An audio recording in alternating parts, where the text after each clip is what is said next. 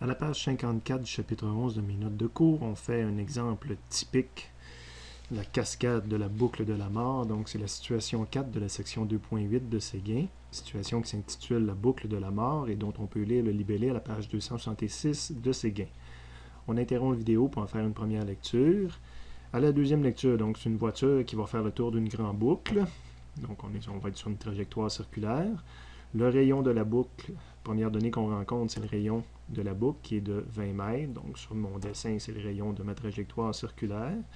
Et on nous demande quelle doit être la vitesse minimum de la voiture, évidemment, pour pas que je me casse la gueule. Donc, pour que je reste accroché à la piste en haut, que je décroche pas, puis que je me mette pas à être un objet en chute libre. Donc, on me demande une vitesse en mètres par seconde, V minimum, ça me donne un indice sur la façon de résoudre le problème. Et qu'est-ce que ça veut dire ne pas décrocher en haut? Ben, tant que les roues touchent au sol, ça veut dire que les roues sont appuyées un peu sur le sol. Donc, ça veut dire qu'il existe une force normale, une force de contact entre le sol et les roues. Donc, il faut que la force normale soit plus grande que 0. Au moment où je décroche puis que l'objet se met à tomber en chute libre, c'est parce que la force normale est devenue 0. Donc, c'est intéressant. Quand on a mis une max, je vous disais que ça me prend une condition d'inégalité. Puis, la lecture du problème m'amène à avoir une condition d'inégalité. Donc, je vais probablement partir avec cette condition-là. On va compléter notre dessin. Ça me prend une vitesse, donc toujours la vitesse tangentielle qu'on illustre sur une trajectoire circulaire.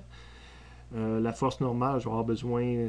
C'est un problème de dynamique, donc je vais avoir besoin de montrer les forces qui existent. Il n'y a pas de ressort, pas de corde, pas...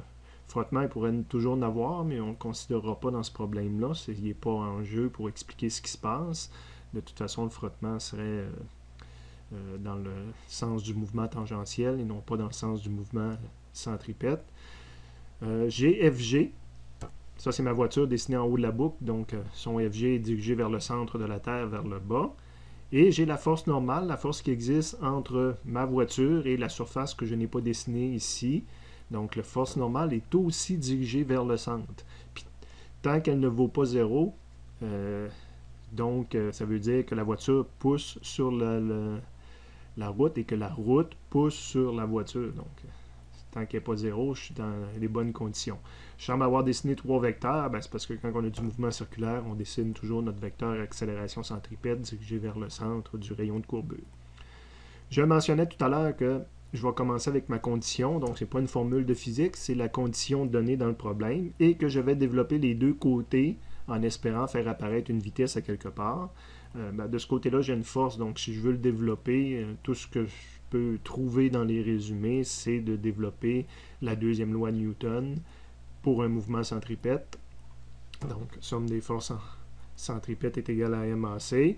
Qu'est-ce que j'ai comme force qui agissent vers le centre? Ben, j'ai plus force normale puis plus FG, sont toutes les deux dirigées vers le centre, est égal à MAC. Je veux trouver quelque chose pour ma force normale, donc je vais isoler ma force normale. Le MG va s'en aller l'autre bord, devenir négatif, donc je vais avoir MAC moins MMG. Et je peux mettre le M en évidence si je désire, mais il reste que je reste bloqué. J'ai pas mis les chiffres là-dedans, là, mais on connaît même pas le M. Quoique ça, des fois, plusieurs problèmes, on voit que le M se simplifie. Je connais le G, je connais pas le AC. Blocage de AC, chapitre 4, je me répète continuellement. AC est égal à V carré sur R, et ça vient de faire apparaître mon V que je voulais faire apparaître. Je peux immédiatement faire mes remplacements, donc ramener le AC dans l'équation ici. Donc ma force normale, c'est M fois AC, V carré sur R, moins G.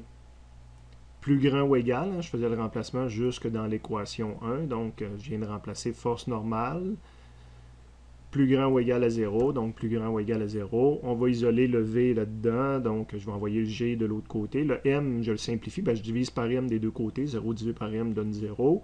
Le G, je l'envoie de l'autre côté, il devient plus G. Le R va maintenant pouvoir monter de l'autre côté, puis je vais pouvoir prendre ma racine, donc V est plus grand ou égal à RG. Plus grand égal, je le fais disparaître. S'il faut que V soit plus grand ou égal, ça veut dire que ma valeur égale, c'est ma valeur minimum. Je ne peux pas descendre en bas du égal. Donc, valeur minimum est égale à RG. Je mets mes chiffres dedans et j'ai la réponse à ce problème. Donc, la voiture, il faut qu'elle ait au moins cette vitesse-là. Puis oui, je peux faire cette cascade-là si j'avance à cette vitesse-là.